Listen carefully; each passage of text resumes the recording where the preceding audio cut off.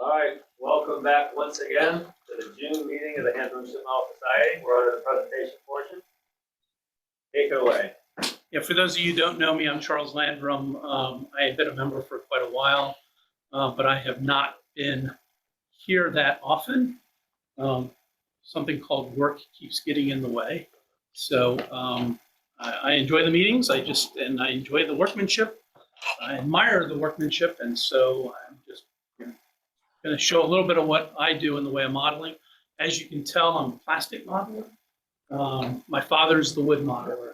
You know, he's the guy who's, 12,000 trenels later, he's got the whole put together. It's not me. My background, 20-year naval officer. I drove ships for that period, and including the aircraft carrier Enterprise, which is still sitting over in Newport News. So that's where my experience comes from as a ship modeler, my background. So I tend to focus on powered ships, with an interest in the starting with the U.S. Civil War on up. So what I was asked to talk to you about today is doing bases. So there are I've tried various types of techniques for making bases, because I tend to do models full hull, but from time to time I started doing waterline models, and I started doing full hull, like the Moskva, where I'm going to stick it in foam, to display it so it's semi-waterline. So so I want to talk about two things. So one thing is when you're deciding on, like any other ship model, how am I going to display it? Are you going to put it on builder's blocks? Or are you going to put it on brass pedestals? Or are you going to waterline it and put it in water?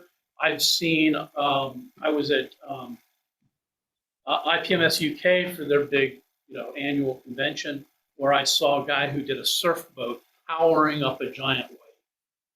And it was like, wow, that was impressive. And what it took to build that and to get it up and to display it was amazing. And, but I've also seen, just straight waterline models or more dynamic presentations. So I'm going to share a few things with you. First of all, and I don't know how the camera sees this. So I'll show you a couple of displays that I have done. This was one of the earlier waterline models that I did. I don't know, is that showing up on the screen? And that is the CSS Atlanta. It came as a waterline model. I had to sand it down to get it to its more true waterline. This was her moment of glory, as all the potential as she sailed into battle, and then of course she ran aground and got captured. But and then served the Union in the James River for the rest of the war. So here, what I was trying to capture is, one, you've got this behemoth moving through the water. It's going at about 7 knots, maybe 8 knots. So it's not churning up a lot of water. They had built it on a seagoing hull. In this case, I think it was the Fingal. So the hydrodynamics underneath are that of a regular ship, but then you got all that weight being pushed through the water. So that's what I tried to represent here with the bow wave and also with the stern wake. Quite frankly, the stern wake's a little overemphasized, probably, the churn, but I wanted that contrast with the boats that were being towed behind in battle. Another one that I started playing with was I don't do submarines. It's not really my forte. But if you're going to do a submarine, if you do a waterline submarine model, it's very boring. So I decided, I had received this model for review from IPMS, and this is the HMS Holland. Really nice thing. Zoom in a little. Okay, this is HMS Holland. So it's a very interesting hull design. And of course, this was the first one that was built an electric boat. They built one, and then they shipped it over, and the British, I think, built the other ones in England. But the British bought them even before the US Navy did. So I wanted to depict this strange hull form and the way it rode in the water. So in this case, I took a piece of lucite, and then I ended up cutting a slot in it to fit the hull. And because I didn't have hull lines, trying to figure that out, I didn't have a laser that could do that for me. So it was all eyeball. and I'll show you, cut it smaller, and you can always widen it. But if you make it too wide, start over. And so in this case, you've got the ship going through the, you can see the underwater hull and how it sits in the water. So, you know, and the way that, to be honest, everybody's topside, because that was the kind of safe thing to do, sort of like riding a APC in Vietnam. Everybody sat on top because when they hit a mine, it was safer. In this case, they, you know, they lost these things just, and the one that's preserved in Portsmouth sank in a routine, you know, training mission. So anyway, that's another way to do it. So I'm going to demonstrate a couple of techniques. I brought in an old Lindbergh DE, which is actually a pretty decent hull, but it is not waterline. Ideally, if you're going to do a waterline model, and like the Moskva, that kit is either full hull or waterline, depending on how you make it. You've got the waterline already drawn out for you. It's in fact, I meant to bring it over here, but it's in the box, and you get the silhouette of the hull. Yeah, is it in there? It's it should be a red piece of plastic. It's the waterline. Yeah, Gene, if you wouldn't mind. So if you have one of these, if you know, some trumpeters' kits or other people's kits come full hull. But if you have one of these that's supposed to glue to the upper hull, then you're easy, because then you can just lay it down on whatever you're cutting into, and there you go, you've got it. But if you don't, then you're going to have to guesstimate using the hull. So in this case, I was trying to emulate. There was a guy online who had done this technique with it for a sailing ship, where he made rolling water using styrofoam. And I did this on purpose to show you why I don't like styrofoam. But he got a very nice technique out of it. And the key to all of this, in my opinion, is this, which is called super gloss heavy gel, or gloss medium. That's used either as artists use it either as a prep for a painting, or they use it for an overcoat for a painting. If you think of decoupage back in the 70s, those of us old enough, then it dries clear, and if you don't put it on too thick. So this is my big friend, and if you go out to the America's Cup exhibit, the race between the boats, the composition I put together, these are the waves and everything else that were built up when we did that. So in this case, I'm using this hull.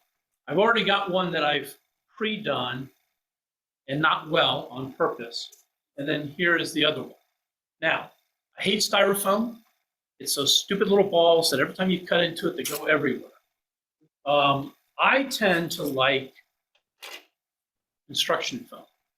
Far more denser, doesn't crumble on you, and you can either use a sharp knife or you can use a heat gun, a heat tool to cut it. And you'll see them, the low temperature. The model railroad guys love it, and they sculpt this stuff all the time. And you can even use a soldering iron. You can do brickwork if you want to do a cobblestone road, if you wanted to do. It's amazing what you could do.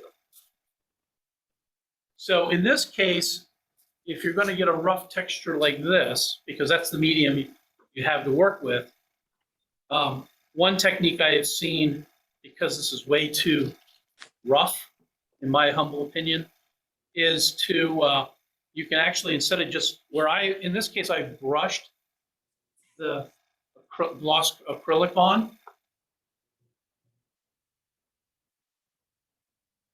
Now, I can do that, and I'll show that here in a minute, to either make waves. In this case, I was using it to try to smooth it over.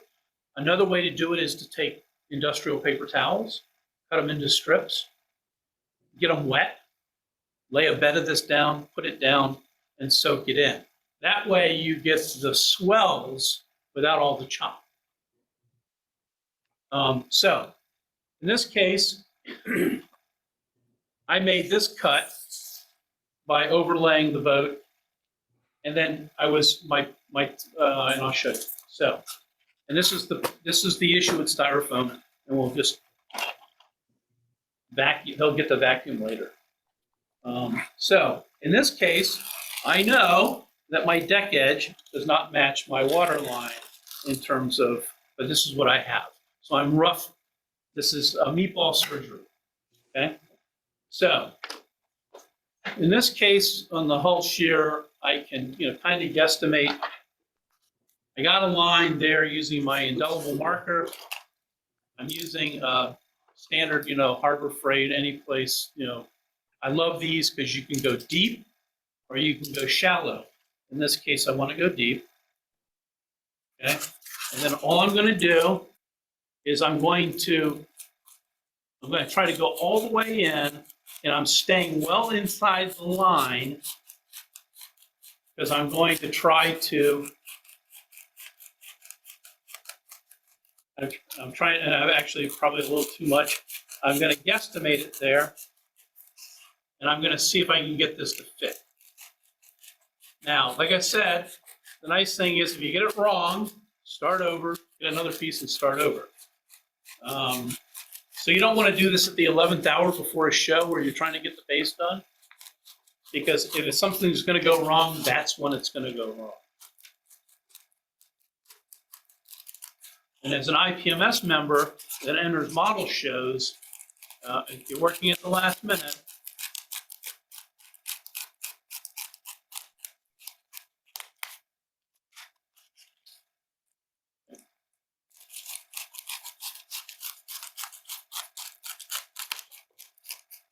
let's see if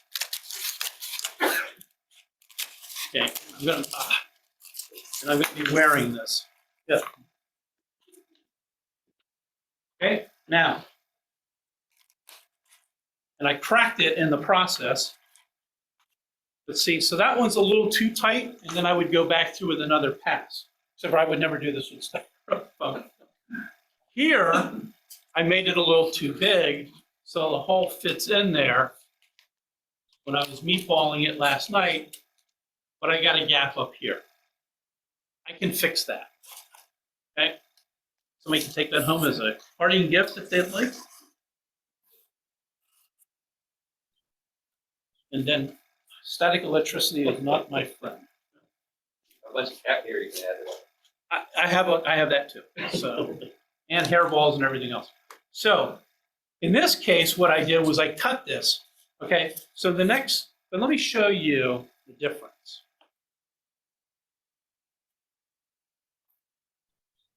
Let me show you how cleanly this stuff cuts. And those of you who may have seen it, I did a destroyer. I had it as part of the display here, back by the on the other side of the American Cup exhibit, of a destroyer cutting through the water, and that was how I did that. This foam. Okay. If it's construction foam? Yeah, yeah. You can either go buy a big sheet of it at Home Depot, or you can hang out at a construction site as they're throwing the scraps away, and their scraps. It's like Norfolk Naval Shipyard. They would throw away 6 feet lengths of brass stock. That was perfect because I couldn't put the 20 foot lengths on a ship that they anything below a certain length they wouldn't inventory would go into recycle, and so we'd raid the bins every night. We did not do that in the private yard because we would have gotten arrested. You didn't work it. I mean, you were a member of the company. Now, but when I was there on Enterprise, I told my sailors stay out of the bins. Same with Bath Iron Works when I was in Bath Iron Works. So, but we, in that case, they Cumshaw worked better.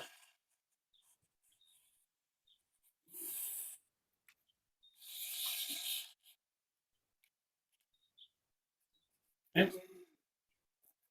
Now this stuff is kind of self-healing too. So if you cut a little too far, it doesn't really matter because you'll cover it up anyway. And unlike styrofoam, now we want to do that. Unlike styrofoam, this doesn't crumble on you, and you get a nice clean cut.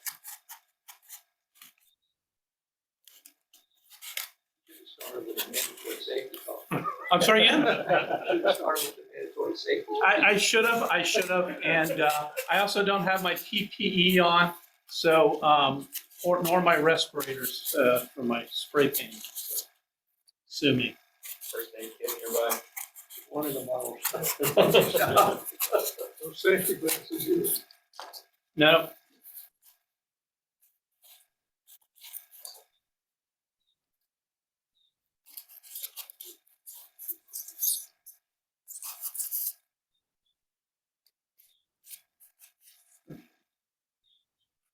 This is the part, all you guys that work in the model shop, this is the part you do at home. Yes. Yeah, you don't show the public your dirty secrets. Or bleed all over the Or place. bleed all over. I'm not bleeding though. We have a vacuum in the mall shop. You're not that either.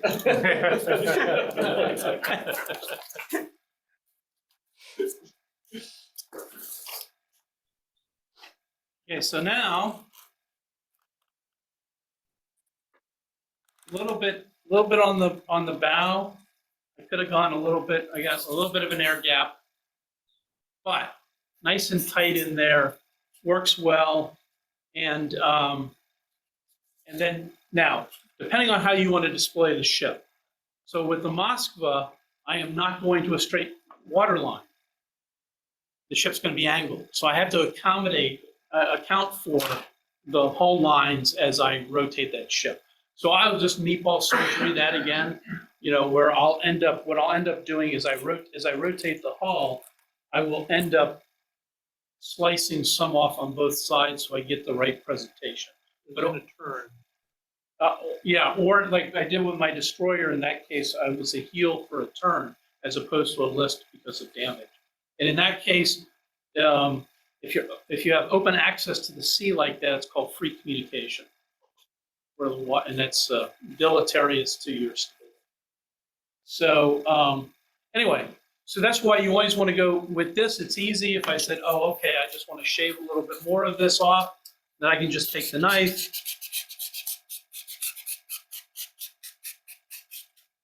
Boom.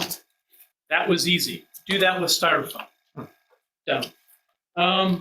So now, the other technique I wanted to show you with styrofoam is, so this foam's is very dense, and so it has very little compressibility. Trust me, I know. I tried everything to try to put a rolling wave into it. No, won't work.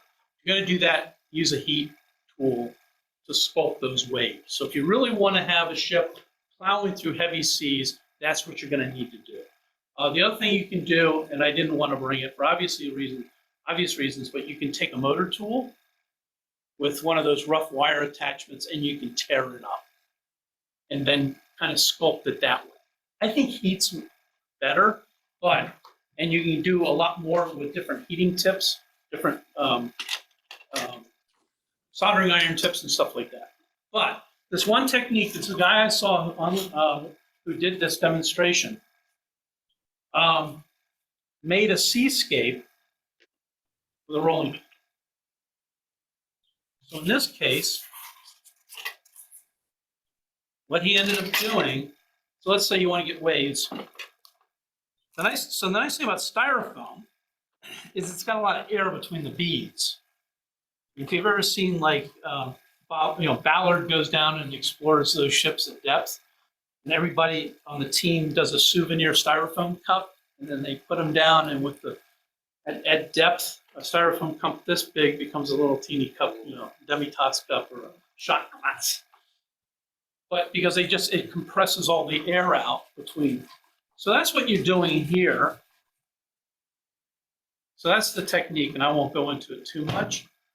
But I was able to actually achieve that here to a certain degree. Now, The other problem with foam, you're going to use foam, and this is great. Use acrylics. I sprayed this with enamel spray paint to lay a base coat of black, and it immediately started dissolving. And then just to prove my point, I brush painted enamel. And you can see where it really sank in, where it's dissolving the styrofoam. So working acrylic, unless you, you can use the gloss acrylic before you even paint it. You can lay your seascape out and then paint it, and then use the gloss acrylic to adjust it. That will provide a barrier to keep the spirits from attacking the styrofoam, or just don't do styrofoam. But that medium is available. The guy who ended up with a great result took the paper towels, he dipped it in there, he got this really rolling scene. It looks like a clipper ship. He's got full sail, got the studsels out, and that thing's going through the seas, and it looks beautiful. Just amazing. Does the enamel still react the same with the construction? Yes. Yeah. Because these are all oil-based, petroleum-based. So, and those of you, I've been a Ukrainian war news nerd, and my son's got a blog that's going. He's a former Army officer, and if you saw early on, they had a lot of women were volunteering to make Molotov cocktails. Anybody notice did anybody see those pictures? They're pouring gasoline into the bottles. Did you see what else they were putting in the bottle? They were chunks of styrofoam everywhere. They were cutting up the styrofoam, putting it in because it makes napalm. Gelatinizes it. Is that the right word? And then it sticks. So we saw what it does to human flesh in Vietnam, but it's also designed to keep it stuck to the armored vehicles and stuff as it's burning. So anyway, yeah, I saw that and I went, oh, they know what they're doing. They know what they're doing. So is there a garbage can now that I made this awful mess?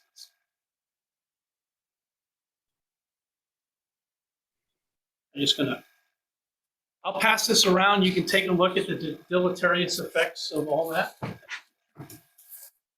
While you're cleaning up, what is your go-to acrylic brand?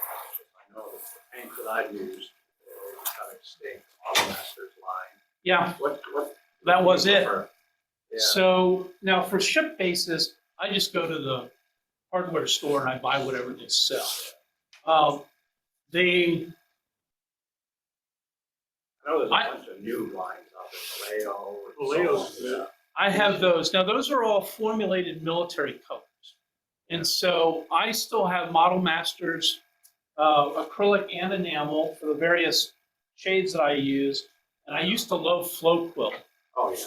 But No, there's but- nothing extinct. I know. Now we're sounding like the old guys, So back in the day, those young whippersnappers didn't. So no. So for the base work, for the base that I did out there for the Oracle boat for the race, that is Sherman-Williams. I think it's forest green. It's one of their oldest numbers in their paint system. It dates from like the 1920s. And I still use it. I still got a can of it. I love that paint. It's fabulous paint. I may have used it on some of these. Now, as you know, as I've talked about in the past, what I tend to do is, does anybody want to take a look at this? What I tend to do is, I've spent a lot of time on the water. So there is a lot of variation in water. So the next stage of this is once you've got your scene figured out, what you want it to look like, is what color is the water. And unless you're in the deep Atlantic, it's not bright, it's not dark cobalt blue. If you're in the deep Atlantic, it can be cobalt blue. I've seen absolutely cobalt blue seas. It's fabulous. The closer to the shore you get, the greener it gets. And if you're in Hampton Roads, depending on the time of the year, the James River will be brown. as all the sediment comes down. That's part of the problem I have right now is I have a display that it's going into paint of the Battle of Trent's Reach in 1865 when the Richmond Navy broke out for a brief shining moment at the James up there. What is now, that loop's been cut off, but it's still there at Surrey Nuclear Power Plant. And I was doing research, and what happened was they were able to break out because they had a huge amount of rain, not snow, but a huge amount of rain in January up in the hills. And so the river had all this sediment. It had all this water. Well, water carries sediment. So I'm guaranteed that water is probably khaki brown or dark brown. I've seen guys who accurately replicate dark brown and put their Mississippi river boats in it. Yuck. I just can't do it. It's got, one of the things I owned on a U.S. Navy ship was a sewage system, and that's what it looks like to me, is an open sewer. So what I'm going to do in that case is, look, I've studied a lot of online photos and gone down and looked at the James, and it's going to be some kind of shade of green. I try to match Portsmouth Harbor there. I try to match Ossabaw Sound there down in Savannah. It also depends on time of year, all that sort of stuff. So it's really just an artistic interpretation. So the breakout at Trent's Reach is going to have a green base with a lot of brown kind of in it, but the green will still be the predominant color in order to make it, I think, more visually appealing. So that's when your artistic sense kicks in. So now,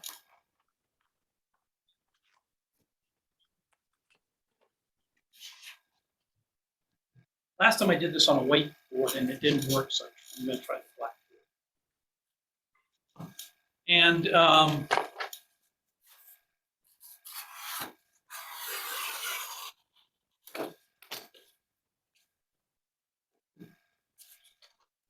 And then I have to figure out what Slava is going to be. The other thing is what sea state, in the case of Moskva went down to fairly calm seas despite what the Russians said by the photos. So in that case, like here with the Atlanta, like here with the Holland, what you're going to have is just wind disturbance, ripples on the water, more than you are getting any kind of swell or wave pattern. Now, the America's Cup race, that's got waves, a wave train. The photos we studied of that particular episode in the race, there was a very dominant wind, sustained wind blowing from one direction, and so it gave nice wave trains across the basin. If you're in shallow water, wavelengths are going to be shorter, waves are going to be higher. If you're at sea, wavelengths are longer. Depending on how deep you are, it also depends, and there's a lot of other things. So you just, a book on practical oceanography kind of talks to you about that. Whether you want dominant waves or confused seas as well. So let's just say we're going to stipple it, we're going to do something like that. Okay? So in this case, what I'm using is a gloss medium again. You can use a big brush like I have here, or you can use fine acid brushes. I recommend it. It's an acrylic. You can wash it out and reuse it, but I would just buy a cheap brush. Now, the problem with these brushes, they shed. So just be prepared to pick out those. But in this case, you're not doing fine painting. You're not scrolling the name of the vessel on the stern or something like that. So you can get away with cheaper brushes. And then when you're done, just toss it. So in this case, what I'm just trying to do is I'm trying to build up a little bit of acrylic, and this will build up to a certain degree. It does not get very vertical. It tends to flatten. There are fibers, artistic fibers you can buy that you can blend with this. Again, on the America's Cup race, for some of those wakes, to get them more vertical, we had to blend fibers in to give it more density so it didn't flatten out. And I know this because of my good friend Bill Kluge, who helped me with that base, who you've seen some of his work up in Richmond, who is the, I'm sorry, No, don't be sorry. who is the, he does the Japanese battleships and stuff like that, usually at waterline. Now, the other thing I like about gloss medium, all my water is shiny. Because my experience is I see the sunlight reflecting off the water. My friend Bill, his artistic impression is the water's flat. I don't like that, but that's, it's artistic impression. I like to have a flat ship on glossy water. And not real glossy, but, Or if I'm going to do a really clean ship presentation, like a cruise liner, then maybe I might do it as a satin. But you also have to take in what's called scale effect. So here it is, I'm stippling it just to make the water. Okay? Just to give it a little bit of chop. Because rare are the days at sea, and I have been at days at sea where it is literally like a mirror. Happened to me one time 25 years ago in the Adriatic, and it was dumbfounded. We were dumbfounded. You could watch the pressure wave coming off the ship, and there was no foam in it at all. That's how slow speed on a glassy sea. But glassy seas are rare thing. Okay, now, so this will start drying immediately and start thickening up on you as you work it. So if you really wanted to stipulate more, or let's say you don't like this area, the nice thing is pretty forgiving, and you can go back and keep working it. So if you go, oh, you know what? I really want some more pronounced wave action. I'll tell you what, let me get this going.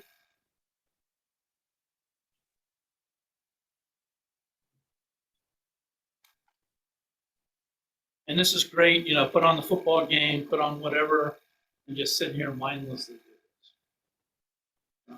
But once you get near the ship, don't mindlessly do it. Now the other product that I think some of you may have seen my Battleship Scharnhorst. I tried to get a glossy C. I thought about using Envirotex. That's the 2-part casting resin, and it dries clear and it gives you nice depth. And I've seen some guys, one guy did and I captured the images. He did a model of a destroyer under attack. And he made the torpedoes and he put cotton or acrylic trails behind them. And then he put them at depth, and then he poured the Envirotex so the torpedoes are underwater. One hits the destroyer, the other one misses. That was fabulous, but but what happens with Envirotex, and what you have to be careful with, is it creeps on the side. So whatever you've got to dam, and you have to dam it well, because it will find the leak and pour out onto your floor or whatever. Then you have to go back through with a sharp knife and clean up the edges, and you may have to treat that and polish it a little bit. The other thing it'll do is wick up the side of your hull. Okay, so that's okay if you go back along your hull and you make a dirty hull. And most ships have some kind of seagrass or something along that hull. There are very few pristine hulls out there, unless they were just recently launched. Okay, so there's where I am now. And you can see where it's already starting to dry clear.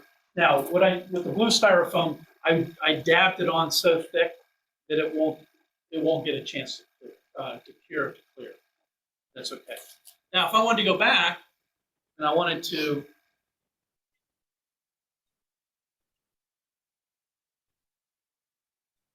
give it a little bit more vertical relief, the wave tops, just where the wind's freshening and you're picking up some wave, a little bit of, little white cap, not much. Then there you go. And if I don't like it, it's still wet. You can take a wet brush and you can go back through and flatten it down and do it again. So that's the nice, this stuff's fabulous. It does all kinds of stuff. I'll pass it around. Would you do anything differently for a larger scale model? I mean, that looks great for your Moscow, for instance. So for a larger scale model, I would say no. I think, quite frankly, we cheat a little bit with scale effect. Now, at 1/700th scale, that stipulation may be a little too rough. I may have to smooth it out. You can water this. This is acrylic, so you can make it a little bit watery. I don't like to work it that way, but you can. For a larger ship, I still think what I would do is, depending on where the wind is and how the wind is building, what I probably do is leave the little stipulations and then go back in and maybe smooth it a little bit or build some other waves so you get multiple waves. I'm building a form of a trawler, so what I wanted to do is have the seabed on the base and the beginning of the net being let out. I hadn't planned on doing anything at the sea level, but looking at this, I'm starting to get intrigued at showing just the water line. And so that's why I was asking about it. It's only a 27-foot boat, half inches. Yeah. So, The other thing you can do is if you build a full hull model and you're like, you know what, I really would like to display the water line. I have seen some really, and Gene I know has seen them too, some really neat bases. So they put the model on pedestal, and on one side of the ship they actually have fastened to it a piece of acrylic. So on one side you see like just you can enjoy the lines of the ship. On the other side you've got this shelf sticking off of it at the water line, and you can have a boat in the water, and you can have the ACOM ladder down, and you can have stuff going on that side of the ship. So you get the, you can flip the model around, you can get a different presentation. Now, with something like this, would you use this medium, or I guess you could use it both ways, as a foundation, paint on it, then gloss it, or paint the base of various shades of, and then apply this as a, since it's clear, Yeah. it would then give the translucent kind of surface. Yes, both. And I like the, like I said, my friend Bill just paints, then puts his paint down. I like to go back over whatever I'm doing, either gloss coat it or put some more gloss medium on. So if you wanted to, you could build up the wave action, then you could hit it with primer to see if that's the wave action you really want. Because as you're doing it this way, as it cures, it's hard to tell at that point where, unless you get it at the right angle, okay, where am I now going to put my white caps? But if you go back in and do it, you can play with it, get it the way you want it, and then you can go back through and do your paint. And you can spray paint the whole thing. It just depends on how much. We brush painted the America's coat because that's a large area. In this case, with the Moskva, on these I just spray paint. The other thing I wanted to talk about on that, with regard to that, is so I won't just put a uniform color down.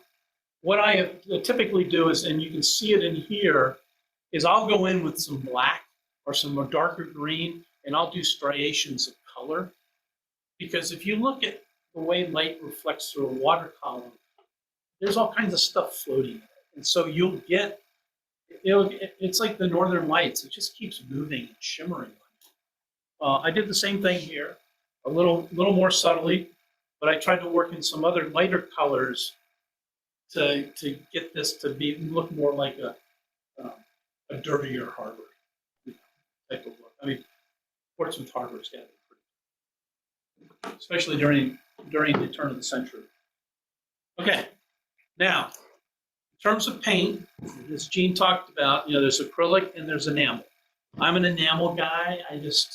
I like working with it. I have successfully done some models with acrylic, and that's fine. Enamel, and if you actually put a little bit of lacquer in with that enamel, it develops its own tooth, and it adheres to the hull better. You have to make sure that if you're working with plastic, with wood it's easy, but then you have to seal it and figure out how you want that visual presentation. But you need to make sure, especially with resin, and I've got a resin chip model back there, you have to make sure all the oils and residues are off that, the mold release agents, or your paints, you're going to get fish eyes and other things where your paint's not adhering properly. But if you mix in a little bit of lacquer thin, and I have seen guys actually do this, they'll cut acrylics with lacquer and then spray it on. It gives it the tooth. The other thing that you could do is give it a nice primer coat. And I've seen people do that, give it a nice primer coat, polish it down, but it still gives a better foundation than bigger plastic. But it depends what you're trying to achieve.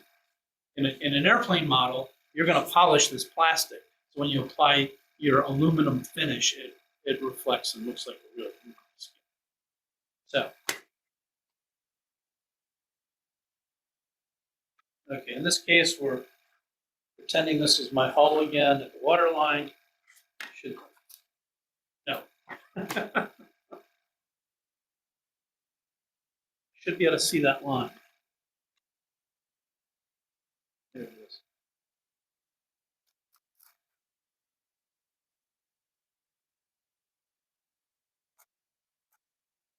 Okay, so some people like to brush paint, and depending on the scale, you get a nice effect with brush paint.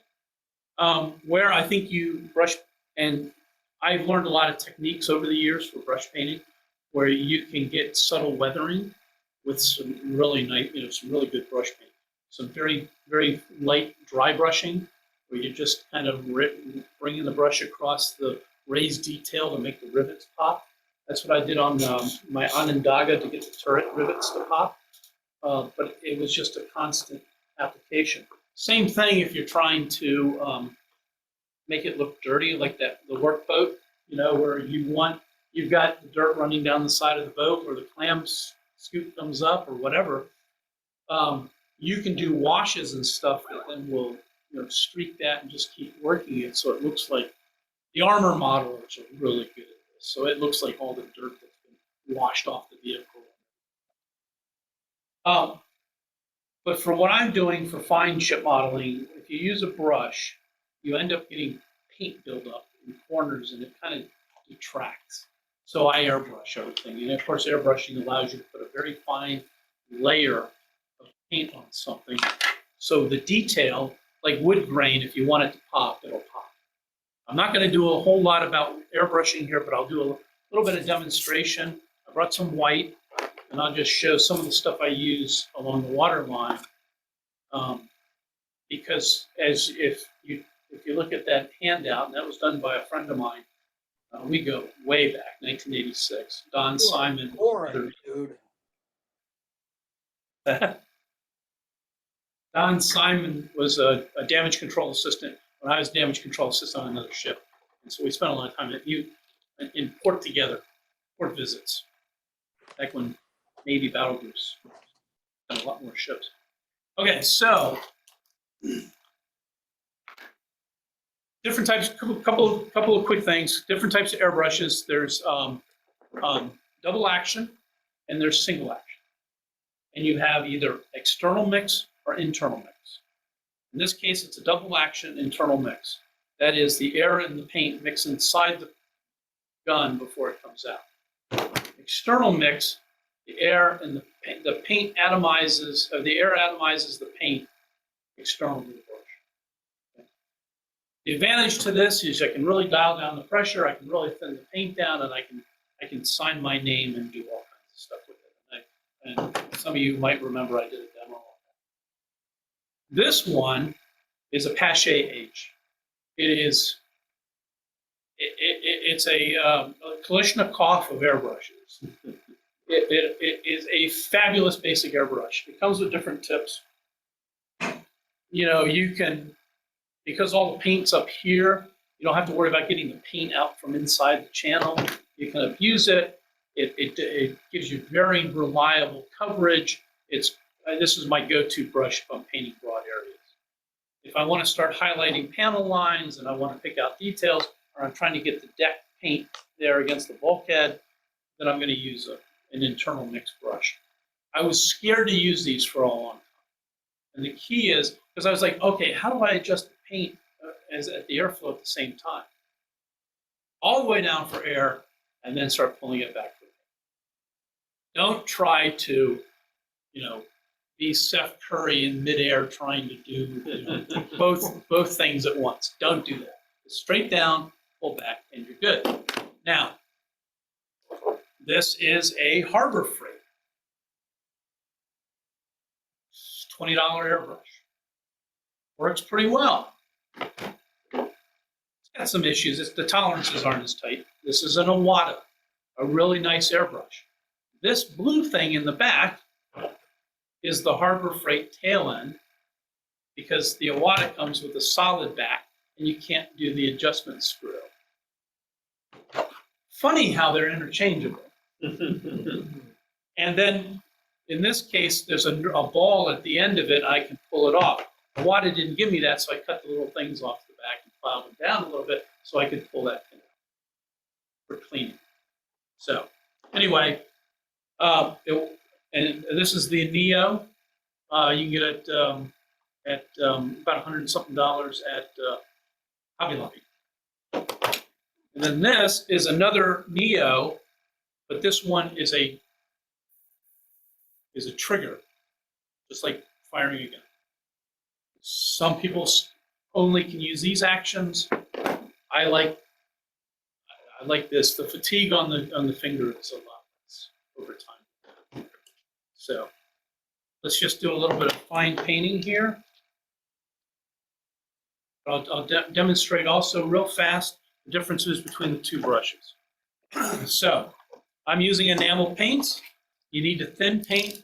Some paints come, some of the Model Master series that were Luftwaffe colors or whatever, came pre-mixed, pre-thinned, so you could spray them right out of the airbrush.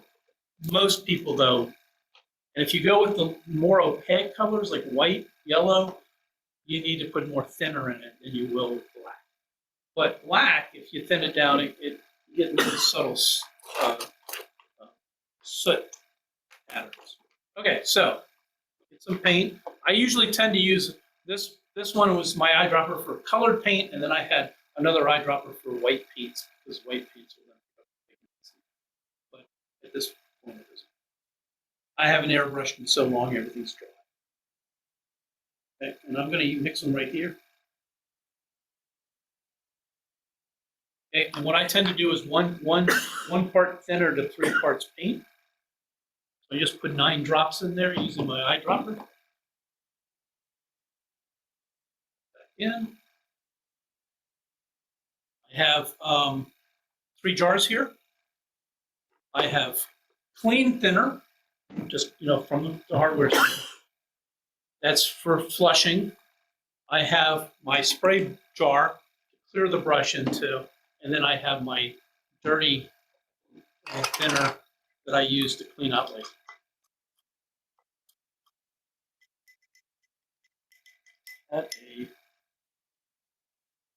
Had a plastic bag that had paper towels in it. Yeah, thank you. Okay, so a friend of mine taught me the eyedropper technique in order to, there you go, better. That way you Dunkin' Donuts, you Krispy Kreme guys won't lose out. Sounds like it's yours. Okay, so I also then go online and I buy these eyedroppers in bulk. And I put a little bit more in there than I wanted to get it thinner, so I went to half-half ratios.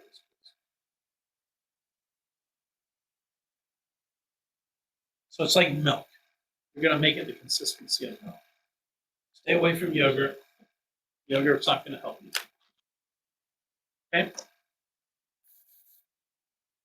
And actually, the way I'm set up here, I built a manifold, so I can run 2 brushes at once. And you can buy a carousel for cake decorating, where they'll actually run multiple, like 4, 5, 6 brushes, depending on if you've seen the cakes with the soccer field and stuff. Okay, so I'll just put this back in.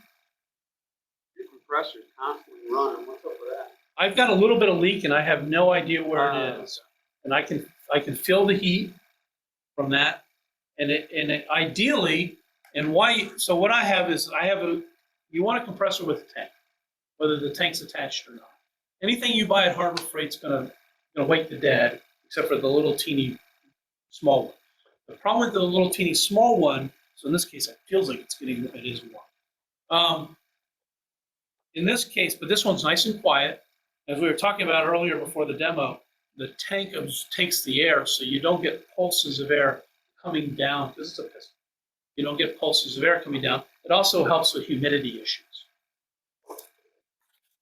So in this case, okay.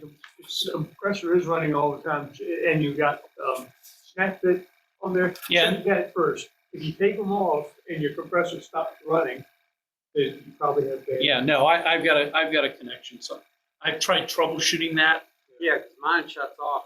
Yeah, A couple, not even 2 minutes and it shuts off. exactly. And that's what, It's still running. and it's, anyway, it is what it is. And I haven't airbrushed seriously in about 2 years. So, okay, so what I'm doing here is I just want to test the brush. So test it on, I have a, test it on a surface at home. A friend of mine used the end of his workbench, and it literally had about this much paint on it from all the airbrushing he had done over the years. I just use a piece of paper, or I actually use a copier paper box as kind of a spray surface, and I just spray on there, and then the box gets grungy. I recycle it. Okay, and I'm just going to do a little bit of, so you see the white there, a little bit of white. No, I'm just gonna permanently raise it up. Okay, so what I'm going to do now is I'm going to go through and I'm just going to spray at what would be the water line. Now, if you've got the hull cut, and this is the boundary layer along the hull. Okay, so what happens is, because you don't get laminar flow along the hull, it's very hard for a lot of reasons. If nothing else, it's because the hull's dirty.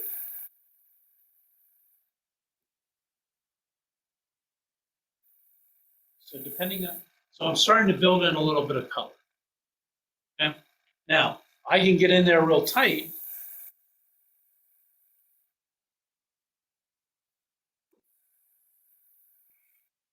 And that's, or as I was doing it earlier, a little bit farther away, it diffuses. If you look at a ship in the water, you'll actually see, and this ship's not going fast enough through the water, but I did it with the submarine where there's more turbulence. You'll actually have a white line along the hull. So I'm just going to do that here on both sides.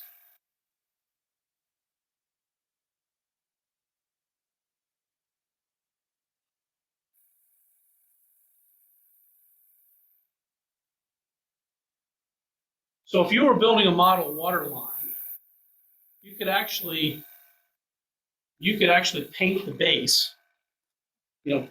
Trace the model, paint the base, get it the way you want it, and the model would then overlap that line. And then you could, once you glued it down, you could go back through your acrylics and everything.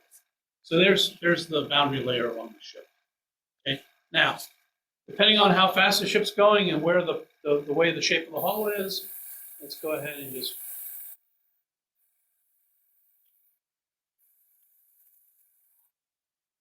pick off a bow wave.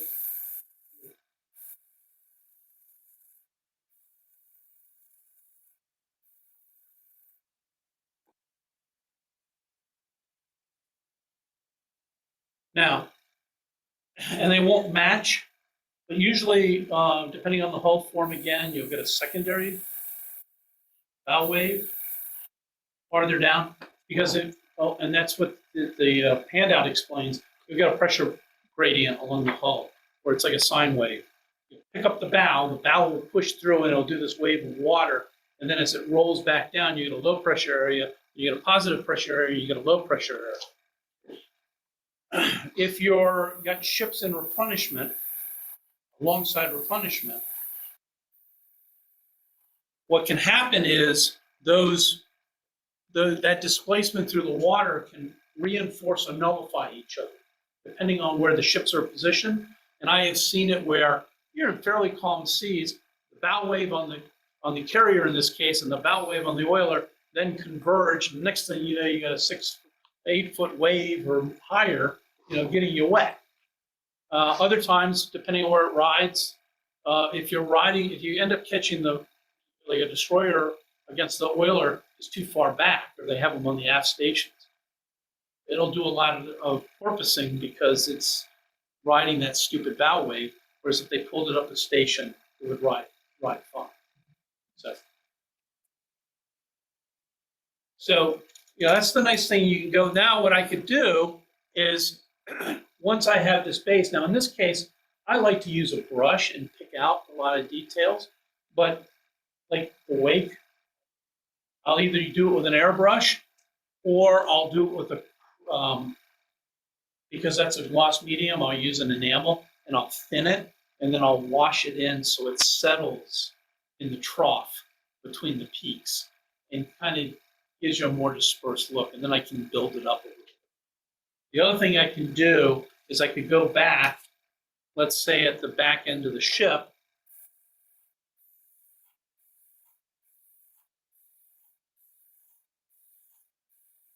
and I can build up the wake as a variation of the base color. So let's say I'm going with that green, I use a lighter green, maybe that green a little bit more, but it's in the same spectrum, same part of the position on the color wheel, and it shows deeper aeration because all you're seeing is air in the water. That's what all that white is. So then I can go back through.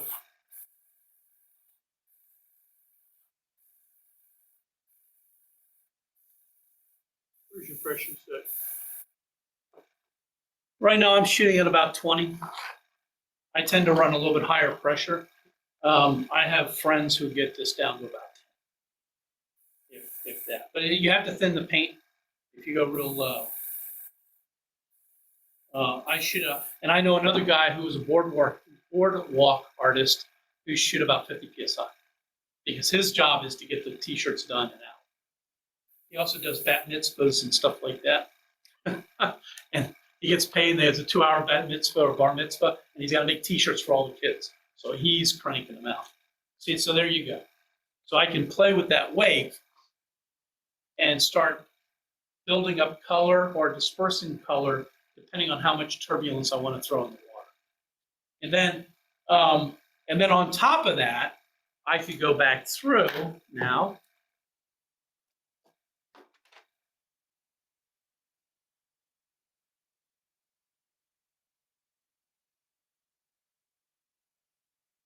And I've been behind on destroyers where you're in a high-speed run and you're frothing up water back there, and it just looks like it's just a churn. It's like a blender, So that's going to dry clear. and that will dry clear. And then what I can do, so let's say I want some, it's let's say it's a twin screw ship, so you get they're playing off each other for pressure right at the stern, so you get more chop. And I wouldn't do this. I would build it up in layers, but I'm exaggerating it here. Let that dry, and then if you want, go back through and pick it up with some white to really pick up the gap. So that's kind of, building a base in a quick and dirty. I have built models on builder's blocks, and I have built models on I like builder's blocks. I don't necessarily like brass pedestals, but I've done it. I've done brass pedestals as well. It just really depends on how you want to display your model and what's interesting about it. My friend Bill Kluge will waterline every single model. And it's like, okay. But my Arizona is on blocks because I wanted to capture the tumble home of that hull form. And when you waterline it, yeah, it looks cool. It's just not the same. Have you tried the aluminum foil technique? I have not. I've seen it. I don't think it's too realistic. No, I've seen some guys who are that's their technique, and Yeah. you can identify by the base. Oh, that's the same model because they like to do the aluminum foil to make it look Really, confused, Yeah. C's and crinkly. There's other ways I would build that confused C as opposed to because aluminum foil tends to be a little bit too pronounced. And water doesn't quite get it. Can trust me, I've been in 35-foot seas, but generally in a confused sea, it's a little more subtle. Well, if these scales that you're having Yes. on the table, you're not going to give a lot of depth. But if you have a large scale model and you want to build depth in the water, Yes. How would you build that up? So I would probably do is I would probably use Envirotex to, or the other thing you could do is you could get a sheet of acrylic, and you can go to like Norfolk Plastic and you can buy as thick acrylic as you want. Bandsaw it, sit the ship in it, and then do everything, and you'll get depth of water that way. That's one way. The other way is to do the Envirotex pouring, but realizing you're going to have to compensate for the creep of the resin.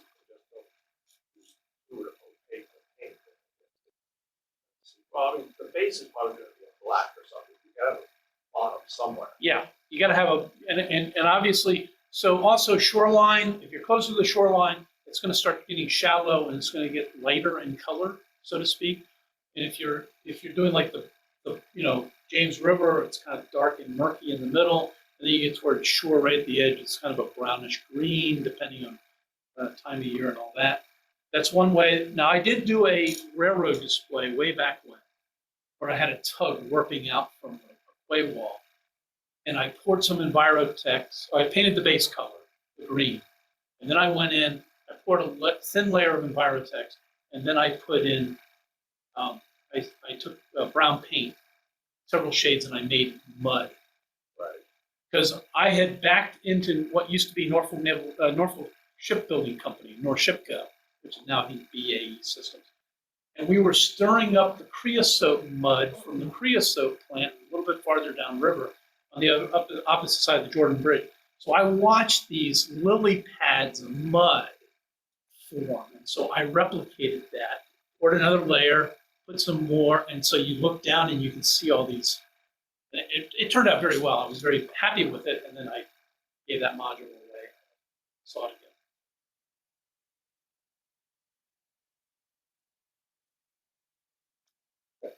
Sounds like you're wrapping it up. I think so. Any other All right. questions?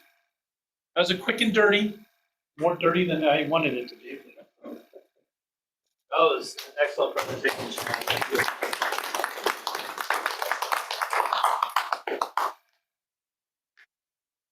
All right, well, that wraps up the meeting. Unless, Where's lunch? I go Greg, do you back think, to- There's one lunch left. You need, brought it back. Oh, wow. All right, hey, everyone online, thanks for joining us. Hope to see y'all next month. thanks for hosting.